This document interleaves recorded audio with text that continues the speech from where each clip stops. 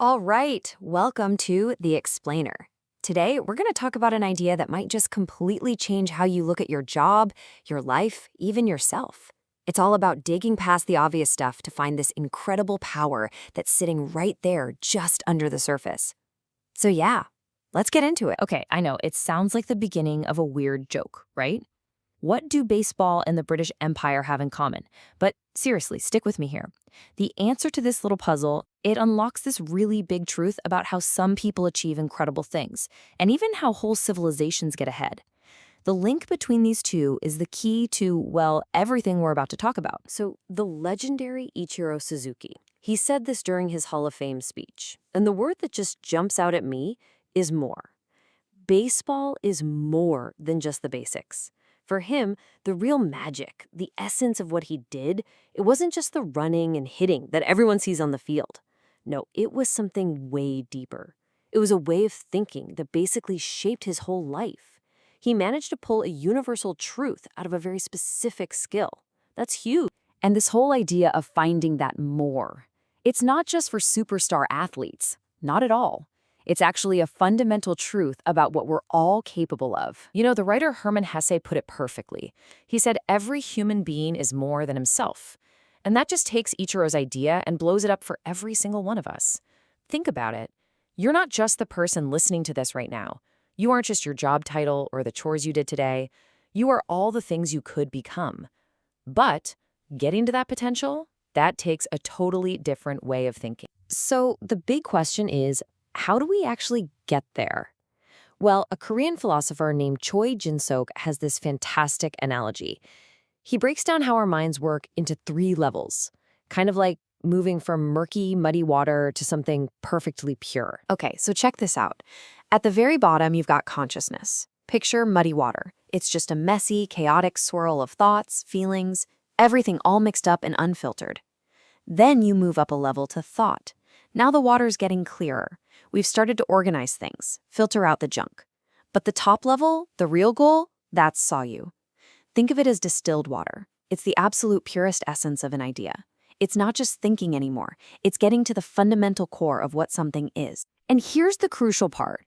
Sayo isn't just, daydreaming or random thinking. Not at all. It's a structured, disciplined process. It's all about systematically digging down to find the absolute core truth of a subject. It's the difference between asking, so what happened? And asking, okay, but why did that happen? And what does it mean on the most fundamental level? This is the engine that actually creates brand new knowledge. Okay, so why is this kind of thinking so incredibly powerful? Let's circle back to our little riddle.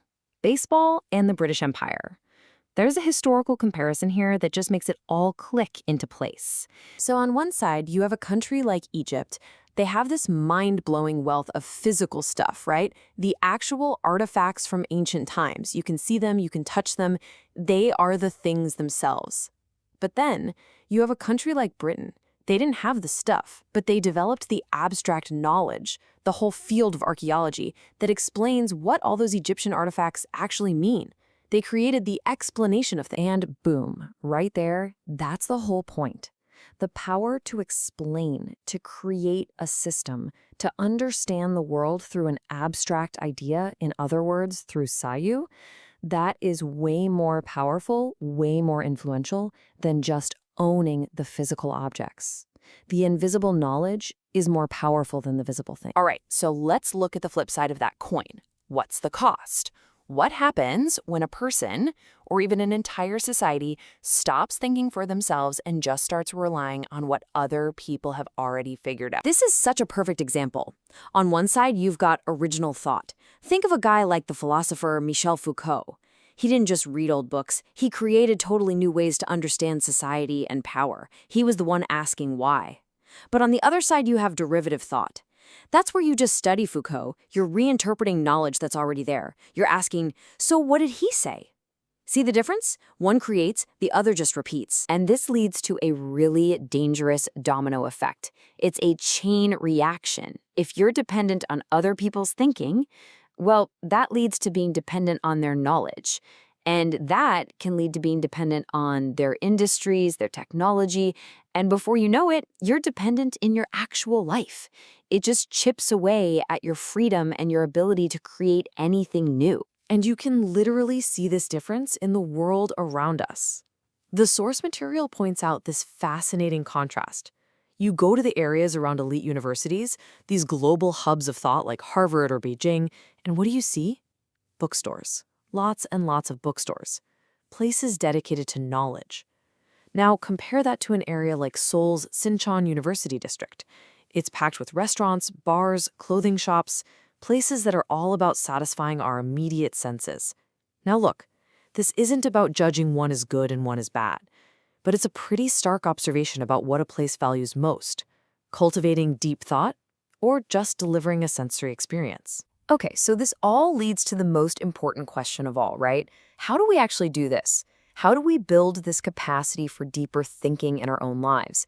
How do we build what you could call an inner fortress for our minds? Well, one of the biggest rewards you get from developing Saiwa is reaching the state that Koreans call taehyangchak.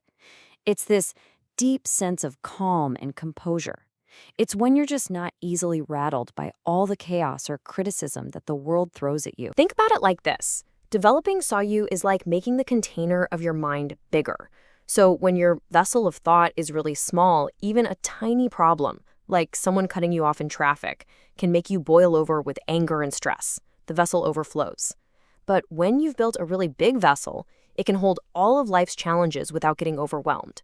The bad thing that happened didn't change, but your capacity to handle it did. That's the key. So here's your toolkit. 4 practical steps. First, read a lot, widely. Build up that base of knowledge.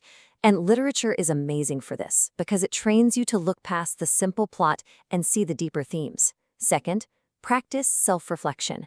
The next time you feel something really strong, don't just react. Stop. Ask yourself, why am I feeling this? Turn your own feelings into something you can study. Third, train your emotions. Seriously, this is a skill. You can train yourself to choose a rational response instead of just having a knee-jerk emotional reaction. And finally, number 4, love the world. You have to be genuinely curious.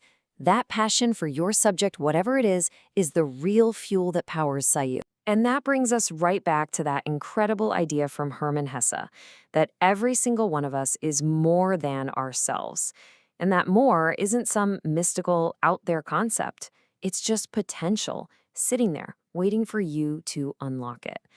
And as we've seen, the key, the path to becoming someone who creates new ideas and can calmly handle whatever life throws at them, is the deliberate, conscious practice of Sayu. It all starts with a simple choice, really. The choice to look past the surface of things, whether it's a game, your job, or even your own feelings, and to start asking what they fundamentally mean. So the only question left for you is, what more will you discover? I'm your host for The Explainer. Until next time, keep thinking.